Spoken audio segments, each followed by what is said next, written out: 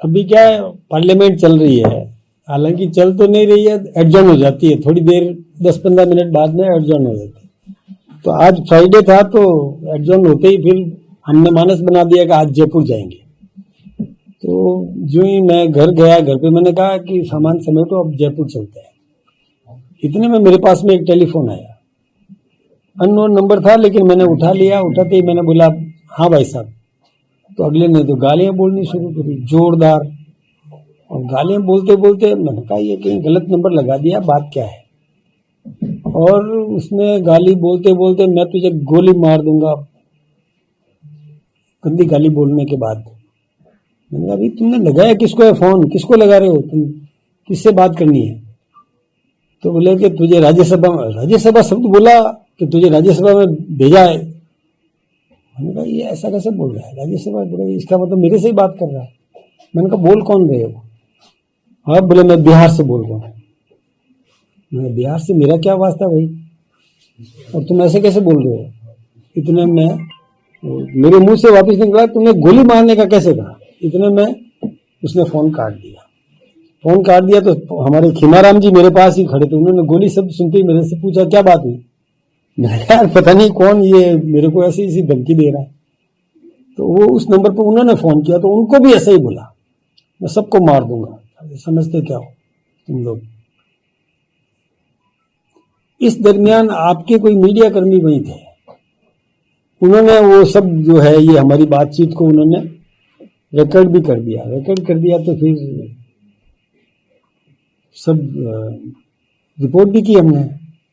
वहाँ चित्र थाना है, वो जो मैं जो शाहजहां रोड पे रहता हूँ ना, तो वहाँ उस एरिया का जो थाना है वहाँ पे बीट के अधिकारी को बुला करके उनको मैंने रिपोर्ट दे दी। पूरी छानबीन भी हो गई। उसने मोबाइल को समय बंद कर दिया था। अधिकारियों ने भी पूरी कोशिश करी, यहाँ के सीएमओ को भी पता चला, क्योंकि मीडिया में ये सब आ गया था, पता चल गया। लेकिन जब वहाँ के एसपी है मौर्या, वहाँ उन्होंने मुझे फ़ोन किया, फ़ोन करके मुझे बताया कि ये कोई कुमार जाति का है और लादूनाथ नाम लिखता है। एक नाम उसका हेतराम मेघवा भी है, हेतराम मेघवा, 2 नाम है इसके। और जो मोबाइल है वो आशीष नाम का है, इसके लड़के आशीष को। पहले आशीष को पकड़ा होगा पुलिस ने, फिर उससे पूछा होगा कि हेतराम कौन है, तो बोले मेरे पापा है। वो कहाँ है, फिर पता चला, फिर उनको पकड़ के लाए। पुलिस लेके गई है, पूरा पता किया ये कोई किसी मंत्री के पास में पहले कभी पीए रहा हुआ है, कांग्रेस के किसी मंत्री के पास में पीए भी रहा हुआ है, जैसा एसपी ने मुझे बताया, मुझे पता नहीं था।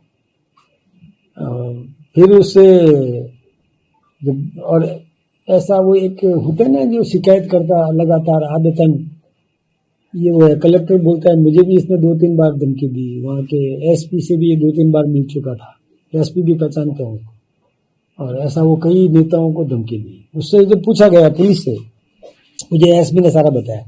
मैंने एसपी से कहा इसको मेरे से क्या वास्ता था, मुझे क्यों फोन किया। तो बोले कि हमने पूछा कि भाई आपने मदन राठौड़ को फोन किया, तो उसने कहा हाँ किया, वो नेता है, मैं भी नेता हूँ, तो थोड़ा बड़ा होगा, मैं भी कोई कम थोड़ी हूँ। ऐसा करके उसने वो एसपी साहब को सारी बात, तो भाई फोन तुमने धमकी गोली मारने की क्यों दी, ऐसी क्या बात होगी, उससे कोई तुम्हारा वास्ता है। तो वास्ता कुछ नहीं है। वो फिर रमेश, ये जो आप नरेश मीणा का भी उसने जिक्र किया, आपने जो नरेश मीणा का जो प्रकरण हुआ ना, कि बोले नरेश मीणा के खिलाफ बोला उसने, ये बोला वो बोला। नरेश मीणा के खिलाफ बोलने से तेरा क्या वास्ता, तू वहां का रहने वाला, तेरे क्या। लेकिन वो कुल मिला करके वो कोई इधर उधर की बातें हैं, कभी कोई फिक्स एक बात पर कायम नहीं, कभी इसको जोड़ता है, कभी किसी को जोड़ देता है, ऐसे करके वो बात करता है। फिर अभी तो उसको 151 में लिया है, फिर पुलिस पूछताछ करेगी, उसके बाद और भी क्या क्या करते सामने। अच्छा, उसके घर पर भी छापा मारा था, तो घर से भी कुछ कागजात मिले, उसकी भी वो पूरी छानबीन कर लेगी पुलिस, उससे स्थिति सामने आ जाएगी। मुझे तो कोई मतलब समझ में नहीं आया कि एकाएक मेरा किसी से कोई वास्ता नहीं, कोई लेना देना नहीं। उस बेल्ट में मैं क्या सोचता हूँ कि वहाँ नशे का कारोबार काफी अधिक हो गया पंजाब के कारण से। पंजाब में नशा बहुत अधिक है और ये चिंता का विषय है अपने राजस्थान के लिए भी। गंगानगर में मैं अभी गया था, हमारे एक प्रचारक, वरिष्ठ प्रचारक की डेथ हो गई थी, तो साधु सर में बैठने के लिए गया था।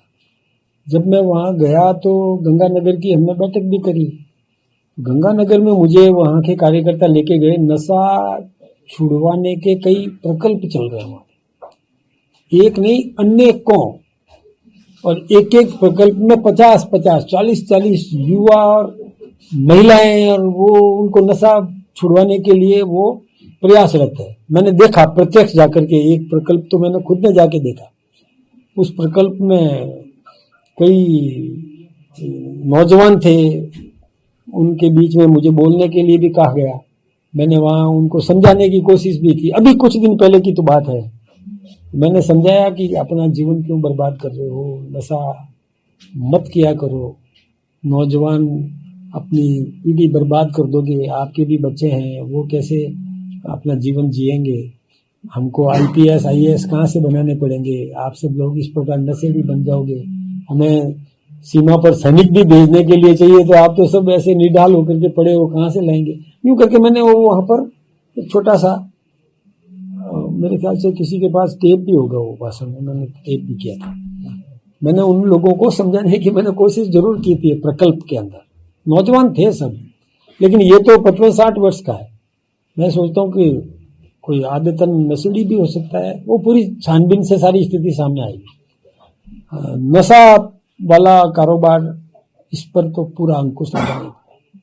इसके लिए हम भी अपने सरकारी स्तर पर भी पूरी कोशिश करेंगे, और जनता से भी और आप सबसे भी सहयोग चाहेंगे कि ऐसी जो मतलब समस्या है देश की, हमारे युवाओं को बर्बाद करने के लिए, ये भी एक प्रकार का हमला है, एक प्रकार का ये बहुत बड़ा हमला है।